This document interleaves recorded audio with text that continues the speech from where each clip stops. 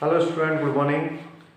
Class seventh में 10 chapter finish हो चुका है और आज मैं स्टार्ट करवाने जा रहा हूँ चैप्टर 11 का नाम है पेरीमीटर एंड एरिया।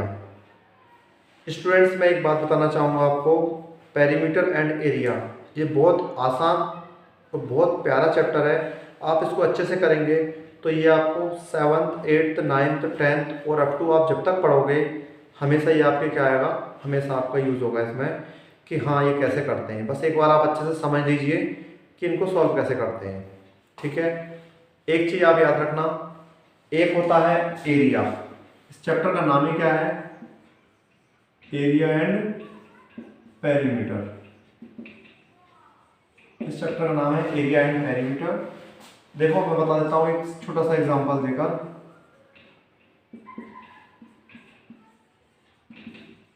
मैं इसका बेसिक समझा रहा हूँ आपको। जस्ट मान लीजिए ये एक रेक्टेंगल है, ठीक है।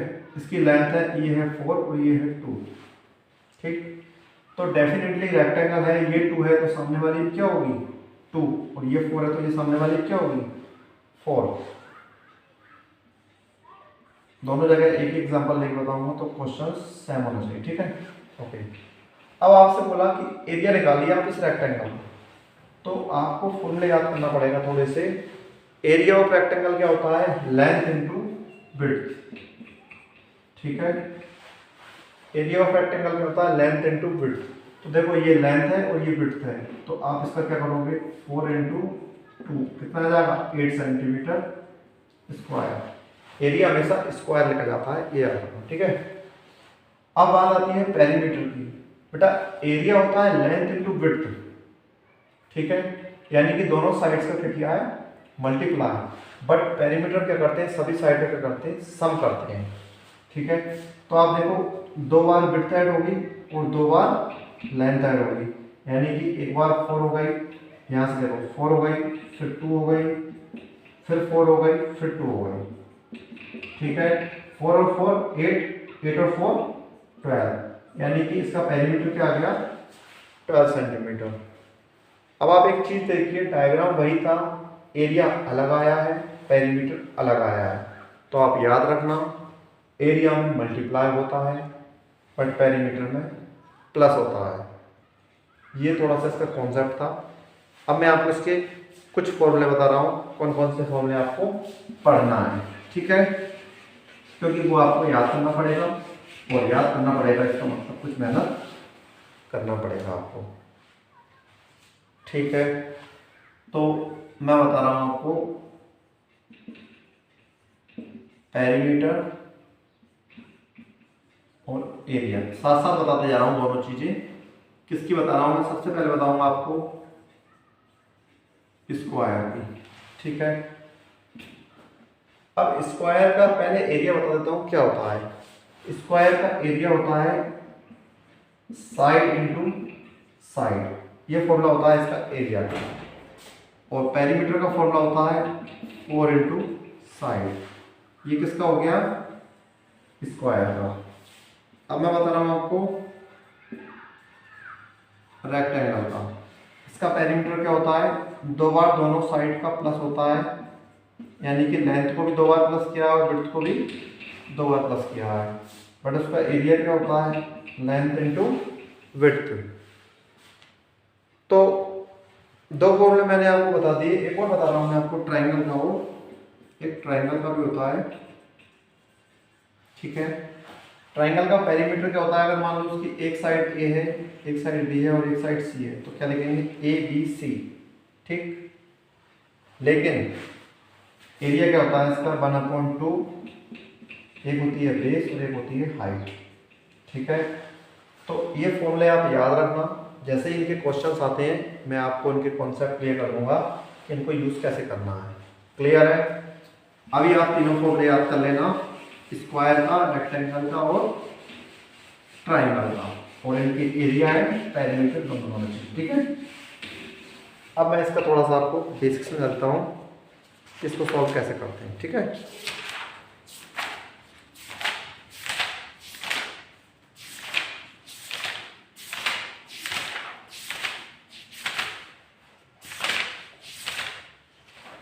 बड़ा चैप्टर है, आराम से करेंगे, बस अच्छे से समझते आना। Find the perimeter of the following, मैंने पहले ही समझा दिया आपको, अगर पेरीमीटर की बात आती है तो आपको क्या करना है, सभी साइड्स का सम करना है। और इसका फॉर्मूला भी यही होता है पेरीमीटर का, कि सम ऑफ इट्स ऑल साइड्स। तो एक्सरसाइज 11.1 में आपको बताता हूँ पहला क्वेश्चन क्या होगा इसका। देखिए चैप्टर का नाम चाहे पेरीमीटर एंड एरिया बोल दीजिए, चाहे एरिया एंड पेरीमीटर बोल दीजिए, बात वही है, ठीक है ना। उसमें क्या दिया है, स्क्वायर दिया है। स्क्वायर क्या होता है, जिसकी चारों साइड इक्वल हो, ठीक है। और आपको निकालना क्या है इसका पेरीमीटर। तो मैं आपको समझा देता हूं, अभी मैंने आपको बताया था पेरीमीटर ऑफ स्क्वायर क्या होता है, 4 इंटू साइड। तो 4 का मल्टीप्लाई किससे करना है आपको, साइड से। साइड कितनी है उसकी 25। तो आपका आंसर कितना जाएगा 100 सेंटीमीटर। और अगर आपको ऐसा फॉर्मूला आप भूल गए, आपको फॉर्मूला याद नहीं है, लेकिन आपको पता है कि पेरीमीटर मतलब होता है सभी साइडों का सम, तो आप 25 25 25 25 को ऐड करोगे तो आपका आंसर भी क्या आएगा 100 सेंटीमीटर। यानी कि अगर आप फॉर्मूला भूल जाओ तो भी आप कॉन्सेप्ट याद रखना, पेरीमीटर स्क्वायर क्या होता है 4 इंटू साइड, या फिर मैं प्लस करके बता देता हूँ, मैं फॉर्मूले से सॉल्व कर देता हूँ, मैं वैसे समझा देता हूँ, ठीक है। 4 इंटू साइड बोले या चारों साइड का सम करेंगे तब भी आंसर यही आएगा, ठीक है। अब क्वेश्चन नंबर 2 देखिए, इसमें क्या दिया है। क्वेश्चन नंबर 2 में समझा देता हूँ आपको, यहाँ पे उसका मतलब ये होगा पेरीमीटर ऑफ स्क्वायर मतलब होता है सम ऑफ ऑल साइड, ठीक है। तो उसकी एक साइड हो जाएगी आपकी 40, दूसरी साइड हो जाएगी आपकी 70, और तीसरी साइड हो जाएगी आपकी 60, और लास्ट वाली हो जाएगी आपकी 80। चारों साइड का सम करना है क्योंकि उसमें चारों साइड है। अब आप चारों साइड का सम कर दोगे तो आप ऐड करिए कितना हो जाएगा, आई थिंक ये हो जाएगा, ठीक है 250 सेंटीमीटर। यानी कि आप जितनी भी साइड दिए, 4 दिए, 5 दिए, 6 दिए, जितनी भी दिए उनकी डायमेंशंस जो दिए हैं आप उनको प्लस करिए, यही उसका क्या होता है पेरीमीटर, ठीक। अगले चैप्टर में सॉरी नेक्स्ट वीडियो में एक नया टर्म आएगा सरकमफेरेंस ऑफ सर्कल। देखिए जैसे किसी का पेरीमीटर निकालते हैं तो पेरीमीटर निकालते हैं स्ट्रेट लाइन जो होती है ना इस तरह की, उनका निकलता है पेरीमीटर। बट अगर सर्कल की बात आ जाए तो सर्कल का निकलता है सरकमफेरेंस, मतलब दोनों का सेम होता है। इसमें बोल देते हैं सम ऑफ ऑल साइड, बट इसमें साइड नहीं है इसलिए इसको बोलेंगे सरकमफेरेंस, और कोई डिफरेंस नहीं है, दोनों पेरीमीटर है, ठीक है। Okay thank you.